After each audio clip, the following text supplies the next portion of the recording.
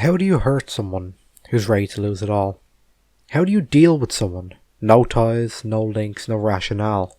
Only known history in the fandom is a negative one. Well, today we're going to get into that. This is the story of Purpleyeenba. I've had their videos falsely taken down by this person on YouTube who goes by the name of Purpleyeenba, sending over 17 copyright strikes. About 3 weeks ago, a person by the name of Purpleyeen began harassing the creator DanderWoolf. Older viewers of my channel may remember Labb, a fellow creator who had to private her channel out of fear after receiving 2 copyright strikes. How about this? Fuck you, he ain't too stupid inside, you kid. Just like me, isn't it? Getting trapped in a brain that's intelligent murder. So your brain isn't completely fried to a crisp. That's good. Time to wake up. The Labb one was probably last Wednesday, wasn't it? About Labb, he said, I'm gonna throw Labb under the bus. Hello everybody, so before this video starts I want to make sure to support all of the creators in the description. In the description are all of the people who've been going through the similar situations, and I really truly believe that we should share the support with everybody. Even just leave a comment on their newest video to tell them how you feel and like what's been going on, and just show your support in general, because we really need it at this time. So over the last month or so, a situation has been unfolding via Twitter, YouTube and some other social medias regarding a very infamous person. This person over the course of a month wreaked more havoc than anyone in the furry community had ever seen in such a long time. Nobody knew who they were associated with or who they were till this day. So what I'm going to do is I'm going to be breaking it down part by part, showing you guys exactly how me and a bunch of the other YouTubers who were striked and almost lost their channels much like I did, managed to figure out and find some form of solution in order for this horrific thing to be turned around. So I hope you guys enjoyed the video.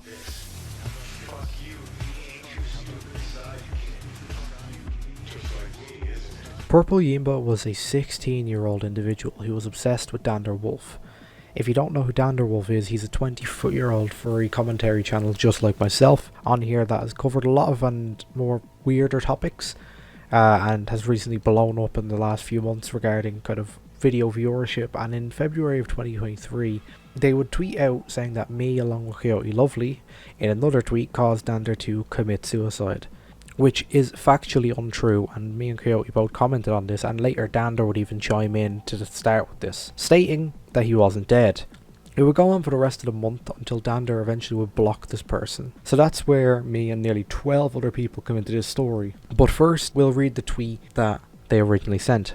At Labb, what the frick is your problem? I know you didn't follow this account because of the art they made of Dander, which by the way was a picture of Dander photoshopped or drawn to look like Osama bin Laden. How does it make you feel making fun of Dander who committed suicide? Oh, let me repeat, Dander is dead because of people like you. As a trans person, we don't accept you.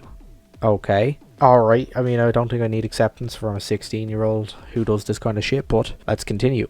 This 16-year-old individual would then begin berating Dander until he would unblock them, but they wouldn't. This didn't work, and eventually they begin copyright striking YouTube videos about Dander. Me, Novelty, Coyote and many others had become part of the first targets, or the first round of targets, and February 12th was the first strike that I received. Now, I was hesitant to file a counterclaim because of what happened next.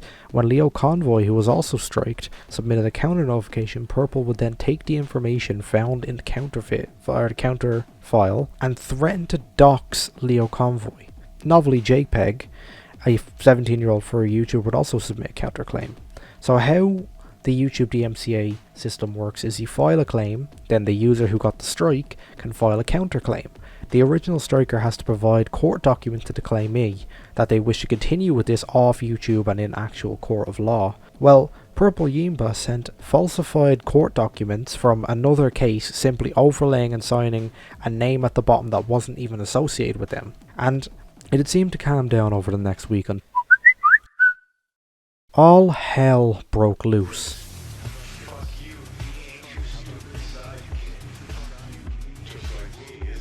On February 23rd of 2023, I was hit with a second strike and forced to completely privatize my channel, and I cannot describe the hurricane of feelings that I've been going through that day. Walking back to grab a train home from work, I had contacted YouTube support about it. Got absolutely nowhere, Sent tens of emails both to the legal team, the copyright team, and still nothing. The legal team telling me to go back to the copyright team telling me to file a counterclaim and give them my information, then go back to the legal team if you think it's malicious. Not only this, but in the days that followed, Purpleyeenba would strike 10 other people, making the entire list of furry YouTubers as follows: me, Kane, Toby, Misha, Shinzo, Simple Nix, Lago, Cass Warfox, Novelly, Ace Holmes, Leo Convoy, Shrapnel, and finally, I shit you not, Beta Ada Deloda. Being the final receiver of their strikes, Beta was pretty spooked by this, and he was one of the largest factors in getting actual public and outside attention onto this, along with me and Simple Nix, as well as Lago. But this had turned into a massive thing practically overnight once Beta had been struck. But all of the people in this also contacted YouTube and was completely brickwalled and stopped from doing absolutely anything. There's threads upon threads from each of us talking to YouTube support. Nothing. YouTube continued to send their stupid automated bullshit reports after my channel had nearly been wiped off the face of the earth in under a week. So how did we combat this? Well, we went back to Dander. Dander had completely wiped his hands of this. Along with that, Purpleyeenba's original Twitter was nuked, and they had gone on long tirades about how age consent should be lowered, and so that Dander could date them, and even begun supporting zoophilia in order to try bait Coyote Lovely into attacking them. DanderWoolf was also one of the people who was striked, and was staying weirdly silent about it. The scariest thing was that the individual Purpleyeenba were going to branch outside of their usual catchment range, hitting people like Cass Warfox, Ace Holmes, Shinzo, people who had no association with the situation were even being striked, and especially fucking Beta. The scariest thing about this all, as I mentioned, as well as that YouTube actively allowed this person to upload content onto their platform of them issuing these strikes and showing people how easy it is to take down these videos. The situation is extremely convoluted, and then the second Purpleyeenba account popped up who were going to follow Dander and the Yeenbean account, and in order to troll them, I'm guessing, or it could have been them, I couldn't even tell you. Dander accused me of being behind this account, and I was actually so fucking vexed about this. He immediately assumed it was me until I had to send him a video of me showing my logged in accounts and even which emails were registered to both my Labb account, my personal account, and my IRL Twitter account. Along with this, the anger that both me and Dander showed each other, it spilled over into Dander's server, where he begun posting my reference image for my character, and asked individuals individuals were asking him if they could draw me looking stupid, so that he was actively allowing and supplying my reference in order to create hate art based on my thing, saying that my character was simple. You're a red and white wolf, mate. You can't get more simpler than you. Like, what the fuck are you even on about, bro? But we continue. This man is so paranoid about everything regarding me and actively searching for an attempt to incriminate me wherever we go. The thing about it is, where do we go from here? We had nothing, no evidence but an empty Twitter account, a worthless YouTube channel, no Discord, no Roblox name, nothing. Well, we got to work. One of the first things we done was we worked with all the individuals who were striked and attempted to figure out who this was. We became the ZPD Cybercrimes Division. That's a joke, but we begun digging. While Dander was striked, we had a rumour surrounding him in specific. Dander and a lot of the furry community has never really had a decent relationship. A lot of the YouTubers distrust him, and since the strike came from his fan base, we also declined to work with him or share any information that we found, simply on the basis that it could possibly still be Dander. One of the first things that we managed to nab was the Roblox username of the individual who was recording these YouTube videos. So say hello to Sarah. Sarah Girly Gamer Roblox is the account that is listed to be recording these videos, and it dates back years, funnily enough, which is the weirdest thing. It dates back at least, I think, 6 years to the opening of that account. Now, this was the original Roblox account that was used in order to film those videos. Novelly managed to pick up the snippet of the video where it showed a partial part of the username, which he then begun searching, but there was no further links. Much like the false name listed on the court documents, it was a dead end. Another small piece of information we found out what was extremely useful was Purpleyeen mentioned that they're constantly from California, but an individual used an alt account to contact Purple, An individual used an alt account to contact Purple, posing as a fan that she would then post online. The thing was, we knew the person posing as the fan, and they were also in Eastern Standard Time. Their time on the screenshots they sent was 8:13 PM. Now, the screenshot on Purple's account shows that the conversation took place at 5:13 PM. Placing her within the Central American time zone, not California. DanderWoolf is from Texas, also placing them in the same time zone. So what was next?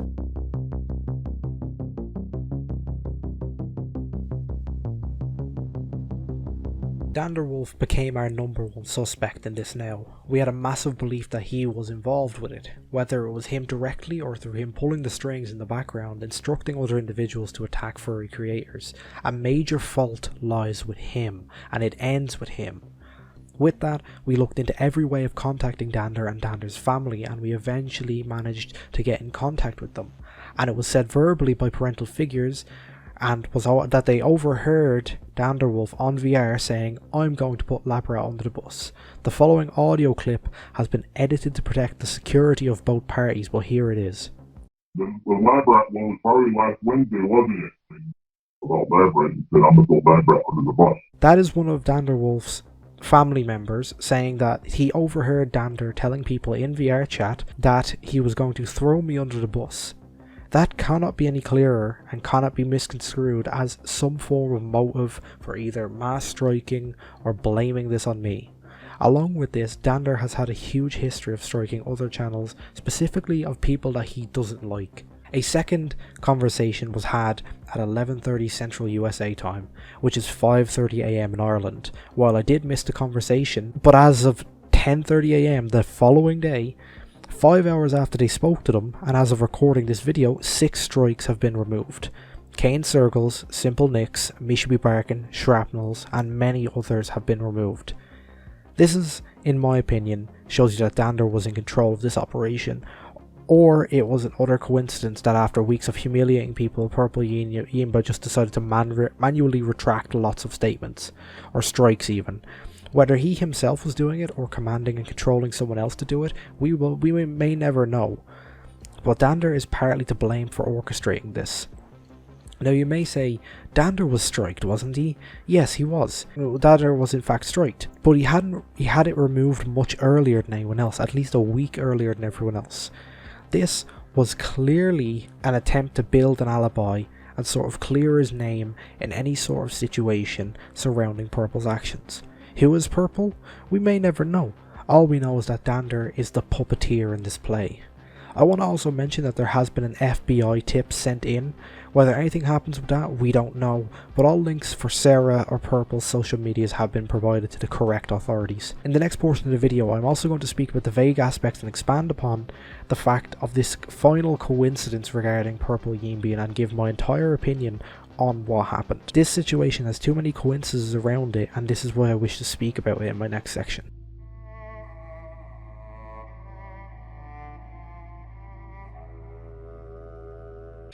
Okay, so what's the story so far? 12 people get striked, we tracked down the culprit and had a conversation with DanderWoolf, who we believe is connected to the individual who was striking our channels. It may not be Dander, but we fully believe that he is influencing or pulling the strings. So what are the coincidences, or the biggest coincidence? Well, the biggest coincidence is that we gave a lot of detail in the video beforehand, but the difference between the conversation we had and the beginning of the removal of strikes, the timing is just too good for a coincidence. The conversation we had with Dander was at 11:30 PM Central Time, which was 5:30 AM for me. My dumbass was sleeping, chilling like a villain, you know what I mean. 5 hours later, 10:30 AM, we begun getting the first report that strikes have been retracted from channels. 6 strikes had been confirmed to be lifted within 4 to 5 hours of that call. Now you may be put this up to a coincidence regarding that, or no, just my own personal opinion, but I do not believe it for a second. Let me explain. The thing that baffles me about this is I fully do not believe that Dander is not involved with this person. As I mentioned with regards to the fact of the strikes being lifted only 5 hours after the conversation was had, it may be a coincidence, but with my mind it just does not compute. This person who was bragging so openly about striking channels, loving all the attention, adoring every part of it, and hating on the community with every bit of their spite, with that real nothing hurts me attitude, suddenly, like a dog with a tail between its legs, starts lifting strikes and saying, "No, my channel." Well, their channel is still up. All the strikes that were retracted were manually retracted, meaning the original striker had said to YouTube, "I don't want to pursue this further." Take a look. Misha, manually retracted. Kane, manually retracted. Here's the rest of them. The whole reason my strikes have not gone away is because they're stuck in a limbo state between being retracted and being reviewed by YouTube. Also, by what Nick posted today, which is showing that YouTube has still had no contact or interdiction with us, I would like to state again that we've had no contact with YouTube.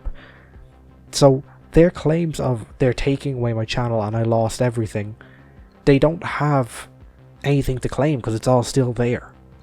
YouTube has had no input regarding this at all, and the person that is doing this, and so my mind is now 1,000,000,000% sure that Dander is connected to this account, and that us having said conversation with them spooked them. They either removed the strikes themselves or they ordered their removal. There is nothing on earth that could explain the sudden and shattering personality shift of Purpleyeenba to me besides what he did, or what we even did. Add on top of that the fact that Purple has begun striking hate videos on Dander, along with the fact Dander has had strikes removed from his channel before every single other person, and much earlier, at least a week earlier, and the fact that Dander has had a history of falsely copyright striking other YouTubers. I firmly believe that Purpleyeen is closely tied, if not the same fucking person as Dander. But that's my personal opinion. I've given you the information, and do with it as you wish. Regarding all of this, please go and support every other creator in the description. Go support the individuals who made videos for us in support of us. Zaros, Scar, and Bailey, I believe the other guy was, or the other person, sorry. Also, yeah, you can find the intro music. I wanted to link that down below because it's a very good song, but yeah, please just show support in this time. It feels like we're after almost coming out of a fucking huge battle. Because fucking hell, the tactics got wild in there. That's all I'll say. But yeah, thank you guys so much for watching. My name has finally been Labb. No longer not Labb. No longer Labbrat's Laboratory. Welcome back to Labb.